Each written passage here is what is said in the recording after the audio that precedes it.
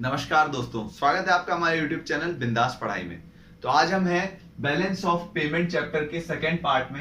तो इसमें हम पढ़ेंगे करंट अकाउंट के बारे में। ठीक है, तो करंट अकाउंट क्या होता है? ये एक बैलेंस ऑफ पेमेंट का एक कंपोनेंट है। ठीक है, current account it includes all that transaction of the goods services and the current transfer.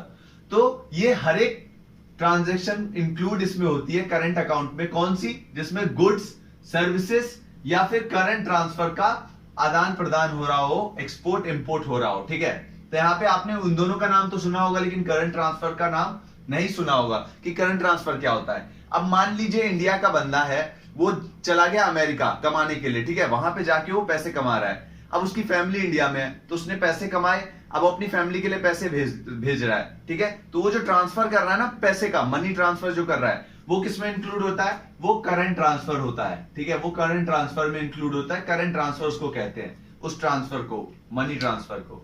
ठीक है, तो यहां पे करंट अकाउंट जो है वो दो भाग में हम बांट सकते हैं, विजिबल और इनविजिबल। विजिबल में आप खुद ही सोचिए कौन सा आएगा? गुड्स, क्योंकि हम गुड्स को देख सकते हैं अपनी आंखों से। ठीक है, गुड्स को हम अपनी आंखों से देख सकते हैं, उनको टच करके फील कर सकते हैं। इनविजिबल में कौन से आएंगे? इनविजिबल में आएगा सर्विसेज और करंट ट्रांसफर का एक्सपोर्ट इंपोर्ट। ठीक है, सर्विसेज और करंट ट्रांसफर, शॉर्ट में लिख रहा हूं, समझ लीजिएगा। ठीक है, तो यहां पे पहले विजिबल की बात कर लेते हैं। गुड्स का एक्सपोर्ट इंपोर्ट की यहां पे बात होगी जब हम विजिबल की बात करेंगे करंट अकाउंट में। ठीक है, तो यहां पे बैलेंस ऑफ ट्रेड, जब भी हम गुड्स के बैलेंस की बात करेंगे, जैसे बैलेंस ऑफ पेमेंट है यहां पे, तो यहां पे जब हम विजिबल अकाउंट में बैलेंस की बात करेंगे तो वो किस में करेंगे? Balance of trade. आपने ये वर्ड देखा भी होगा कि भैया इंडिया का बैलेंस ऑफ ट्रेड इतना आया इस साल, इंडिया का बैलेंस ऑफ ट्रेड इतना आया इस साल। ठीक है, तो ये हम निकालना आप सीखते हैं, कैसे निकालते हैं भाई। बड़ी बड़ी गवर्नमेंट की जो एजेंसीज होती है वो कैसे निकालती है। ठीक है, यहां पे गुड्स है, एक्सपोर्ट को कभी भी किस में लिया जाता है? अगर एक्सपोर्ट किया है, हमने माल बनाया यहां पे और भेजा बाहर के रेस्ट ऑफ द वर्ल्ड में, तो वो किस में आएगा? पॉजिटिव में। क्यों? क्योंकि हम अपना सामान बाहर भेज रहे हैं, वो हमारे लिए अच्छी बात है। ठीक है, अब मान लीजिए कि हम बाहर का सामान अपने यहां मंगा रहे हैं, इंपोर्ट कर रहे हैं, सामान का इंपोर्ट कर रहे हैं, तो वो हमारे लिए क्या है? हम रेस्ट ऑफ द वर्ल्ड के ऊपर डिपेंडेंट हो रहे हैं, वहां से बाहर से सामान मंगा रहे हैं, हमारे पास वो सामान नहीं है, तो वो क्या है? हमारे लिए माइनस का साइन है कि भैया गलत बात है, हम बाहर से सामान मंगा रहे हैं अपने लिए, वो हमारे लिए नेगेटिव साइन है। अब मान लीजिए एग्जांपल के लिए आपको बोलता हूं कि 2014 की बात कर रहे हैं। 2014 में 30 करोड़ का क्या किया?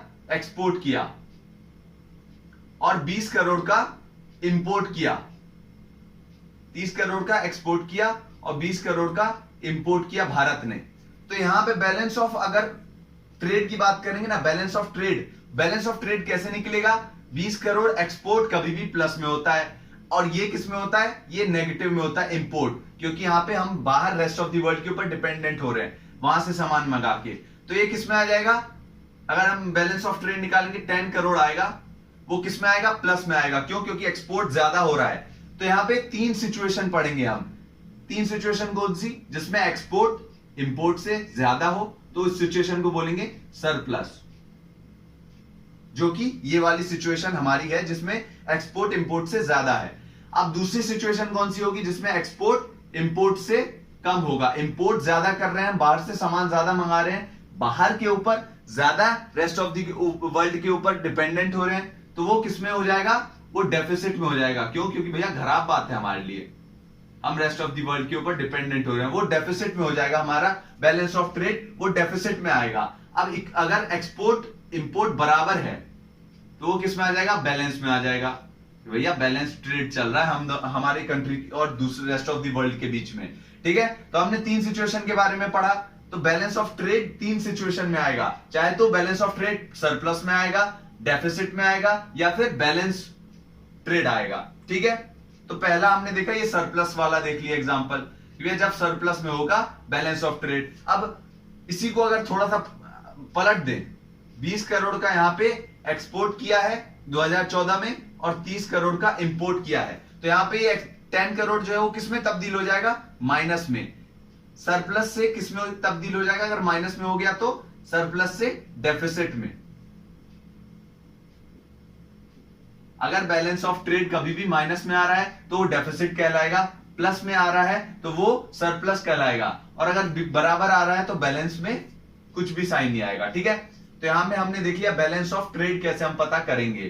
ठीक है, तो बैलेंस ऑफ ट्रेड कैसे पता करेंगे जान गए आप लोग। अब बैलेंस ऑफ इनविजिबल अकाउंट में हम कैसे पता करेंगे, बैलेंस ऑफ इनविजिबल अकाउंट। ठीक है, तो इसमें हम बात किसकी करेंगे, सर्विसेज और करंट ट्रांसफर की। अगर सर्विसेज हम बाहर की कंट्रीज से ले रहे हैं, तो अगर डिपेंडेंट हो रहे हैं इसमें, हम बाहर की countries rest of the world से सर्विसेज ले रहे हैं मतलब इंपोर्ट। इंपोर्ट मैंने आपको पहले ही बताया था किस में आएगा, इंपोर्ट माइनस में आएगा। एक्सपोर्ट कर रहे हैं, अगर अपनी सर्विसेज को बाहर बेच रहे हैं तो वो किस में आ जाएगा, प्लस में आ जाएगा। हमारे लिए अच्छी बात है। अब मान लीजिए करंट ट्रांसफर बाहर से आ रहा है हमारे लिए, तो अगर आ रहा है पैसा हमारे लिए तो पैसा आना हमेशा अच्छा होता है, लक्ष्मी का आना अच्छा होता है, तो किस में आ जाएगा, अगर इंपोर्ट हो रहा है,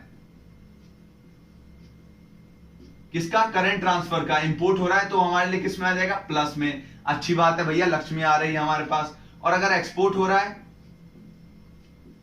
तो क्या है, हम अपना पैसा बाहर भेज रहे हैं, कोई बंदा आ रहा है बाहर का कंट्री का और हमारे कंट्री में आके पैसा कमा रहा है और हमारी कंट्री के पैसे को बाहर भेज रहा है, तो हमारे लिए खराब बात है भैया, माइनस में आएगा। ठीक है, तो यहां पे हम इंपोर्ट और एक्सपोर्ट सर्विसेज का देखेंगे, एक्सपोर्ट और इंपोर्ट करंट ट्रांसफर का देखेंगे। सर्विसेज मान लीजिए किसी 2014 में, इसी साल को लेते हैं, सर्विसेज का जो इंपोर्ट है वो हमने किया 20 करोड़ का और एक्सपोर्ट कितना किया, 40 करोड़ का, तो एक्सपोर्ट प्लस में आएगा, इंपोर्ट माइनस में आएगा। तो यहां पे आंसर किस में आ जाएगा, 20 करोड़ प्लस में। और यहां पे अगर करंट ट्रांसफर की बात करें तो करंट ट्रांसफर में हमने इंपोर्ट कितने का किया, पैसा प्लस में कितना आया कितना करंट ट्रांसफर, वो आया 30 करोड़ मान लीजिए, अप्रोक्स में हम मान लेते हैं कि भैया एज्यूम कर लेते हैं, और 20 करोड़ का हमने एक्सपोर्ट किया, भेजा बाहर, तो ये किस में आ जाएगा, ये भी हमारा प्लस में आ जाएगा 10 करोड़,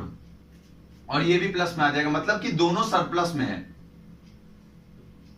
हमने देखा था प्लस अगर है तो वो सरप्लस में है, माइनस है तो डेफिसिट में है। तो हमने दोनों में देख लिया कि बैलेंस ऑफ ट्रेड कैसे निकालेंगे और बैलेंस ऑफ इनविजिबल अकाउंट कैसे निकालेंगे। कैसे निकालेंगे बैलेंस ऑफ इनविजिबल अकाउंट, इसमें हम सर्विसेज को पहले देख लेंगे, एक्सपोर्ट इंपोर्ट कितना हो रहा है, उसमें हम निकाल लेंगे सरप्लस में है या फिर डेफिसिट में है, और उसके बाद निकाल लेंगे करंट ट्रांसफर का एक्सपोर्ट इंपोर्ट कितना हो रहा है, वो सरप्लस में है या फिर डेफिसिट में है। अगर प्लस में है तो सरप्लस, माइनस में है तो डेफिसिट। ठीक है, तो करंट ट्रांसफर में हमने इतना पढ़ लिया कि भैया ये दोनों पार्ट होते हैं, इसके दोनों पार्ट के बारे में हमने पढ़ लिया। तो करंट ट्रांसफर में केवल इतना ही। धन्यवाद आपका इस वीडियो को देखने के लिए। अगर आपको वीडियो पसंद आई हो तो प्लीज वीडियो को लाइक कीजिए, शेयर करिए एंड चैनल को सब्सक्राइब करिए। धन्यवाद।